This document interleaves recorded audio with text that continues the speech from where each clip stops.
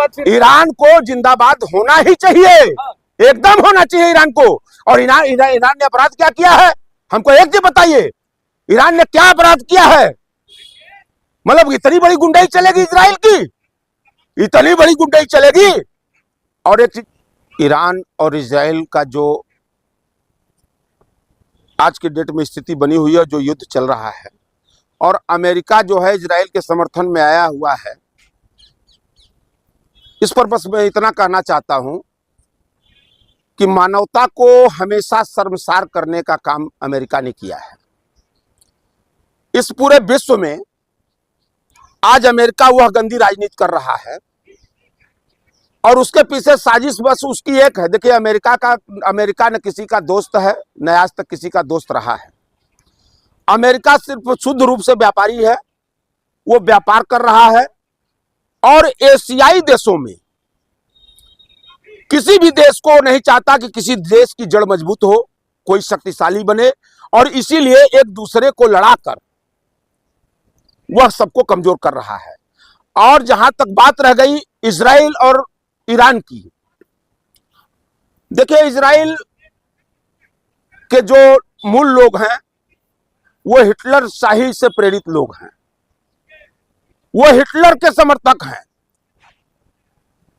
और ऐसी ही सोच का शासक हमारे भारत में आज के डेट में बैठा हुआ है। यह बड़ा दुर्भाग्यपूर्ण स्थिति है, बहुत दुर्भाग्यपूर्ण स्थिति है। आप एक चीज बताइए कि जब इजराइल ने जो कर्म किया वो क्या उचित था? तो क्रिया के विपरीत प्रतिक्रिया तो आपको झेलनी ही पड़ेगी। और किसी को कमजोर समझकर, किसी को बहुत ही ज्यादा कमजोर समझकर अगर आप उसको दबाने का प्रयास करेंगे तो अंत में वह कमजोर व्यक्ति अपनी जितनी भी उसकी क्षमता रहेगी उस ताकत का प्रयोग आपके ऊपर करेगा ही। तो आज क्यों मिर्ची लग रही है?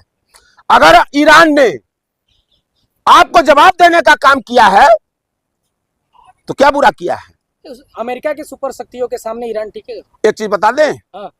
सुपर शक्ति कोई नहीं है। ये कौन कह दिया कि अमेरिका सुपर शक्ति है यार? हाँ? अगर ये बात आप आज कह रहे हैं तो विश्वगुरु कैसे फर्जी आदमी बन के बैठा था? अभी तो कुछ दिन पहले चल रहा था कि भारत विश्वगुरु बन गया है। तो इसका मतलब कौन झूठा कौन सही? देखिए, अमेरिका वह दोगला देश है जो हमेशा अपने हथियार को बेचना, अपने धंधे को डेवलप करना और विश्व में अशांति फैलाना, यह अमेरिका की नीति रही है। चूंकि अमेरिका हमेशा अपने सामने, चूंकि एशियाई देशों में वो चाहता है, देखिए वो साफ है कि एशियाई देशों में कोई भी देश, चूंकि उसको लग रहा है कि आज चाइना, रशिया की स्थिति वो है कि उसके सामने नजर से नजर मिलाकर खड़े हो जाएंगे और उनको जवाब देंगे।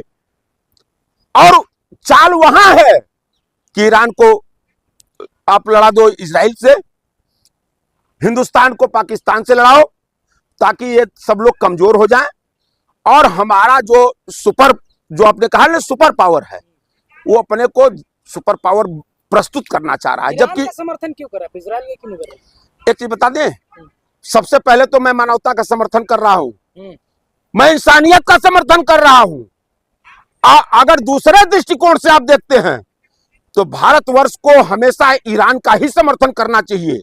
चूंकि ईरान आपके हर मुद्दे पर, भारत जब जब संकट में खड़ा हुआ है या भारत को जब जब समर्थन की जरूरत पड़ी है, तो सबसे पहला देश ईरान रहा है जो आपके साथ खड़ा हुआ है, आपके साथ खड़ा हुआ है। चूंकि आज हमने कहा ना कि इजराइल जो है वो हिटलर शाही सोच का देश है, वही लोग वहां सत्ता में बैठे हुए हैं और सेम उसी सोच का हमारे यहां शासक आज भारत में बैठा हुआ है।